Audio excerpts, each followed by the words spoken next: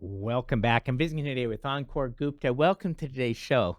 Thank you. So, Ankur, for the listeners, you have a good history of launching companies, and I'll call you the serial entrepreneur. But before we roll up to what you're doing today, can you give us background of education history, things that you've been doing in your life, and for the Sure, listeners? sure. Yeah. So, born and raised in Texas, but made my way over to the farm maybe in 2004 was when I started undergrad at Stanford. Um, I think up until that point was pretty dead sure I was going to be a physician, and actually still am.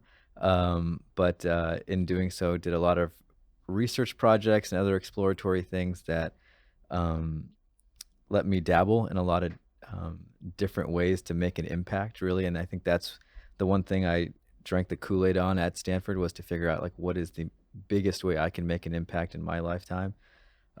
So among those activities included sort of going into biotech. So I had some stints at Genentech, which is here in the Bay. Thought about getting a PhD, decided against it. Ended up with just a master's, unfortunately, at Stanford, to my parents' dismay. But that was in a field called stem cells and regenerative medicine. And so that was basically trying to figure out how to regrow various body parts using stem cells. And to me, that coincided, or for me, that coincided with this burgeoning interest in the eye. Um, Going from industry where I even flirted with the idea of venture capital briefly, but instead pivoting into medical school and the medical profession. Got really excited about the eyes and eye surgery. Part of that was just due to personal and family health issues, specifically eye related. And part of that was looking at the eye as a platform to make a really, really big impact for people who are in tremendous need. So when you feel like you're about to lose your eyesight, it's at that point very apparent and visible to you what you're about to lose. And so I figured that that would be a great way for me to make my mark. It's interesting the developments that have come up in the eye in the last 20 years or so with you know the the elimination of glasses for most people through radio keratology. Sure. And I myself had that surgery almost 20 years ago. Yeah. And I was ecstatic when, with the 10-minute procedure, I could now see 20/20 out Right. of both eyes. But so there's been a lot of developments recently, Yeah. in the eyes. So you said you went to Stanford, but there's been other schools of education. Stanford probably stands out as the probably some of the most prestigious. But was it the medical school there? Did you go to another school for medicine, or Yeah, so I actually went home to Dallas, Texas, a school okay? called UT Southwestern for medical school. And while I was there, I even took a further sort of fellowship gap year where I went to the National Eye Institute in not Washington, D.C. Following that, had spent time in my residency training at the University of Chicago and Washington University in St. Louis. So I did zigzag across the country a bit before coming back here to the Bay Area, where I am now. So where do you see things in this industry as a whole, going at the development provisions, and what can we expect in a 5 to 10 year window? For the field, or specifically for ophthalmology, or maybe even more broadly for eye care, I'm seeing, and I'm privileged to see, based on the ecosystems I'm a part of here in the Bay Area, many of which are either startup focused or health IT focused, a lot of just a lot more data about what's going on with your body, and in my field, particularly what's going on with your eye. There's a lot of either widgets that you can apply to your own phone to sort of see and track, like, is your eye prescription getting better or worse? But also, there's a lot more connectivity with the broader healthcare infrastructure. So, with your mobile phone, you can see your electronic medical record and understand what's going on with your eye health. And so I think that's one trend that I've been particularly interested in. But generally speaking, for the field and just in eye health, there are some incremental improvements in terms of how we treat various diseases like glaucoma or diabetes or cataracts. But those will continue, I think, at an incremental pace. I think that type of innovation is generally bottlenecked by the various regulatory infrastructure that's already in place, FDA and otherwise. But in terms of using digital platforms to improve our ability to understand our own health, I see that as potentially a pretty big inflection point as more and more people get comfortable with, for example, putting a cheek swab in the mail and a company has your whole DNA. I think similar things like that will apply in eye care and other aspects of healthcare so that you'll just have a better understanding of what's going on about your eyes in this case. I'm visiting here today with Ankur Gupta, and we need to take a quick break, and we'll be right back after these messages.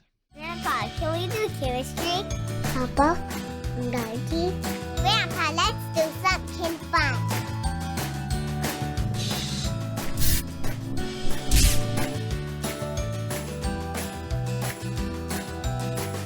We'll help you stay organized so you can focus on what really matters in life. Give us a call today and see how we can help you start saving taxes.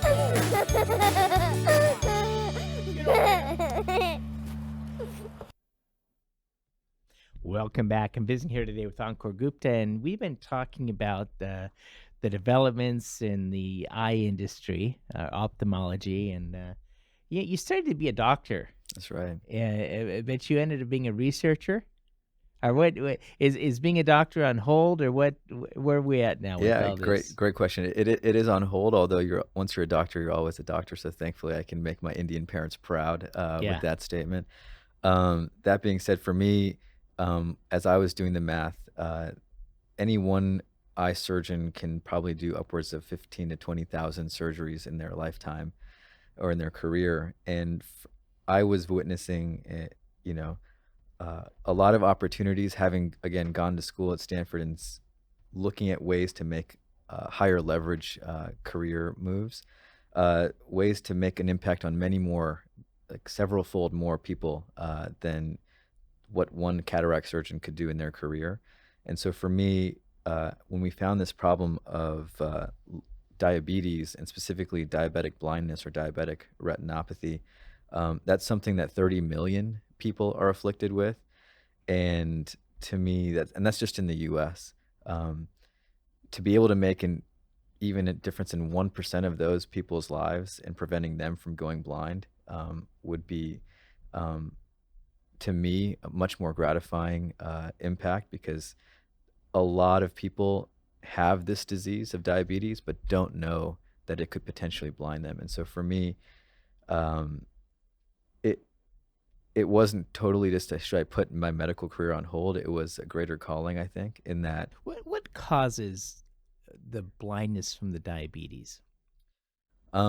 without, I think, getting too technical, generally we know diabetes to be something that has high sugar in our blood, and that affects various organs in various ways. You may be familiar that it affects your kidneys, it can affect your nerves and your feet. In the same way, it actually affects the blood vessels in your eye, and when any organ doesn't have blood, it starts to get damaged or rot or die in various ways, and that's actually what's happening in the back of your eye, which is also fed by very, very small blood vessels. And so for the sugar to be high there, it can cause these complications, and it silently takes your vision from you. It's not something people know to expect, or if they do, they're of the very sort of they're in the minority of people who actually are able to go see an eye doctor or an eye specialist once a year, which is the recommendation. The vast majority of people don't have access to that, or can't take a full day off work, or even are just situationally aware that this is something that requires annual attention. So that's something that I viewed as a very large unmet problem that we could potentially address. Is diabetes as a whole, is it more concentrated in this country due to diet than other third world countries, or is it pretty much across the world? I think at this point, based on the epidemiological studies I've seen, it's pretty categorically affecting the whole planet. I think Okay. initially, if you watch enough Netflix documentaries, it's something that was largely stemming from the Western diet or processed foods. And as that becomes more and more pervasive, the diabetic epidemic would generally follow suit.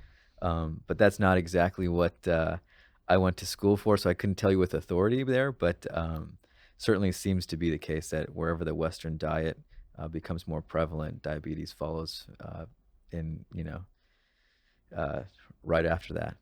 So so when you're looking at the, I guess the problem is pretty clear. Yeah, 30 million people are losing their eyesight due to diabetes, Right. and do you feel that that the medical industry is on the cusp of bringing some type of solution to turn that around? So, yes and no, in that we have really expensive medicines that we would otherwise inject into your eyeball to prevent that blindness from happening as eye surgeons.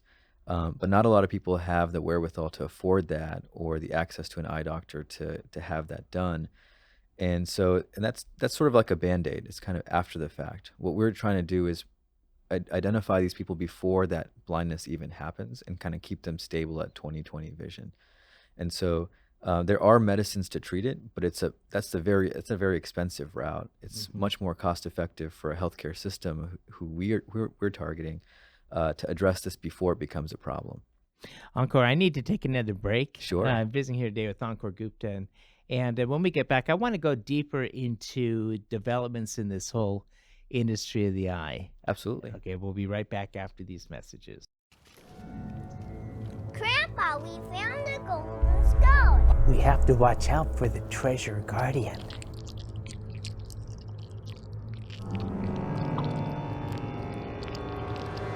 Oh no, the treasure guardians!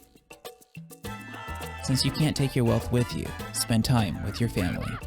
Groco, servicing family office needs Okay, here we go. Now watch this. since 1964. Welcome back. I'm visiting today with Ankur Gupta, and we've been talking about the developments in the eye industry, in particular, focusing on diabetes and how we've uncovered a vast majority of those that have diabetes, end up with some type of a eye condition, some going completely blind. Um, when you're when you went through, your medical training and then later on to the oh, by the way, I want to do a footnote here. There was something really neat you did over in India, in the industry and medical industry. And what was that? Sure, yeah. So when I was in college at Stanford, the emergency department was working on a way to take what we consider sort of routine standard care, which is when we dial 911, a paramedic shows up. In India, there was no such concept or infrastructure. At best, if you were to dial the equivalent phone number in India, a 2,000-pound steel box with wheels would show up, but the personnel there only knew how to put you in a stretcher and bring you back. And so, being a part of the design of an educational curriculum to take a country without any notion of paramedic care or pre-hospital care and train them on becoming proficient in some of the basic maneuvers on how to save your life if you had lost a limb or had a heart attack or a car accident or something like that.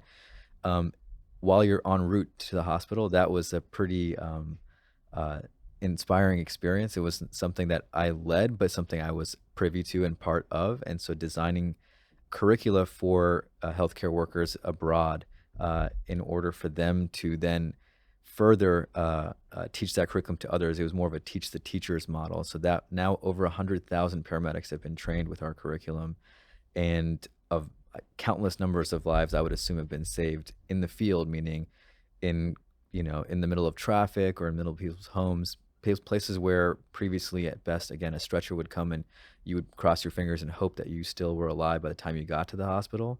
In this case, we can actually do a lot of that life-saving intervention en route. Wow, excellent. So you're truly a pioneer in that country, although you're a silent pioneer because I don't Sure. think you get the credibility and the voice that it deserves for all the lives that you've saved.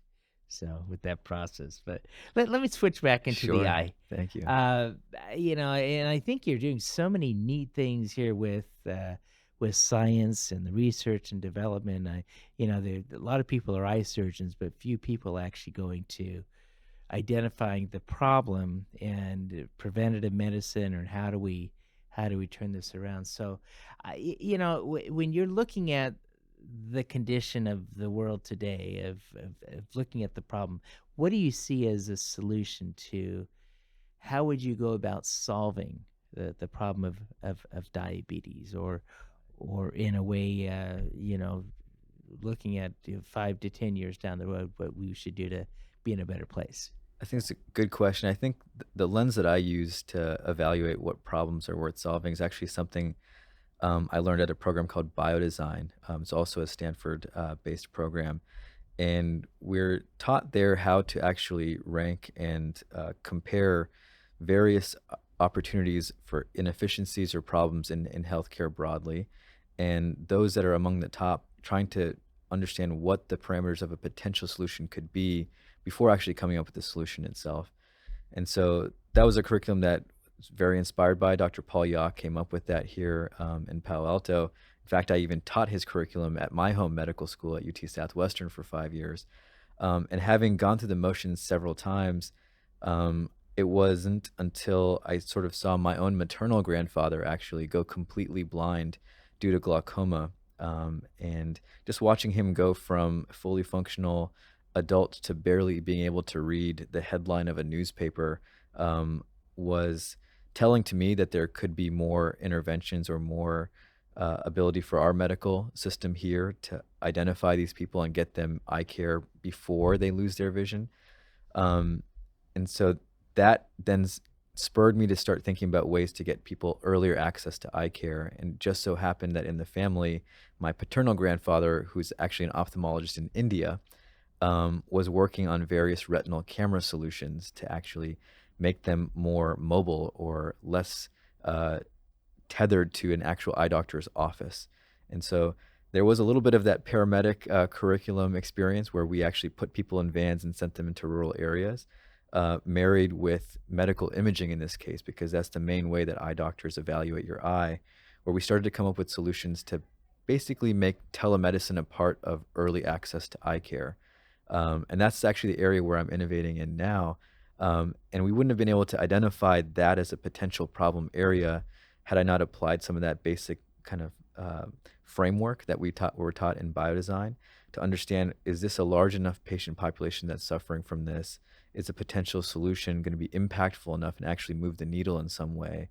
And so using those criteria, we're able to think of various solutions that would even work in the US, specifically using mobile phones to actually image your eye and use software to actually connect you with eye doctors virtually.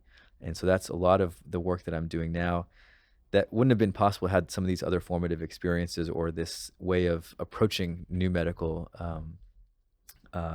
opportunities if I hadn't been exposed to that in the past. It's amazing to think that our phones now become a medical device. That's and, right. Enable us to get to the solutions and connect with doctors. I mean, it's just, the world is unreal. Yeah. And so that's a good that's a good segue into giving us a picture of where our industry is going. Sure. With that. But I want to look at I'm going to call the iPhone a computer. Sure.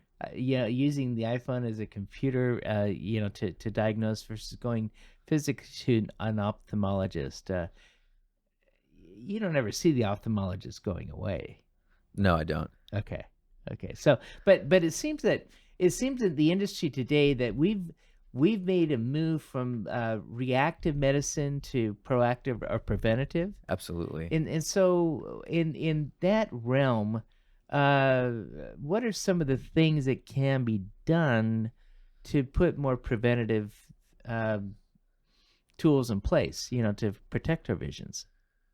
Great question. Especially from diabetes. Yeah. I think I'll use as a more commonplace example just the Apple Watch. Okay. I think to most electrophysiologists or heart doctors that are following your heart signals, to their chagrin, now everybody's got a heart monitor on their wrist, much of which is creating what they would view as noise. But what Apple has done beautifully in this case is create quite a lot of noise that can be then cleaned, and then we can actually use that to identify new ways to identify rather heart disease much earlier, and it wouldn't just be atrial fibrillation in this case, but many other applications. And so, in that same way that Apple has approached, in this case, heart care, in the same way that actually Tesla is approaching self-driving cars, we view our solution, which is imaging the eye using mobile phones and democratizing it or making it accessible for everyone, something that's going to give us access to enough data that not only can we monitor diabetes and its effect on your vision, but many other things. In fact, most eye doctors know this to be true, and many more people are becoming aware of it. We can actually see signs of high blood pressure and high cholesterol in your eye already. And with more data and cleaner data, we actually think we can predict when or if you may get Alzheimer's or a stroke or even a heart attack. And so what's fascinating about this application of eye imaging is that it's become substrate for a lot of other non-eye related applications. And I think the Apple Watch is probably similar in the same way that you probably didn't assume that an electric car was going to become the next Uber either. Once you have really rich data to work with, you can do a lot of interesting things with it for people's health in this case. And so we're very laser focused on diabetic eye disease, but I think it has ramifications for people's health far beyond just their eyesight. Ankur, this has been a wonderful discussion today, and I appreciate you being here on the show. Thank you so much for having me. Unfortunately, we're out of time. It's okay. So I've been visiting here today with Ankur Gupta, and we need to take a quick break. But again, thank you for being with us today. Thank you for having me.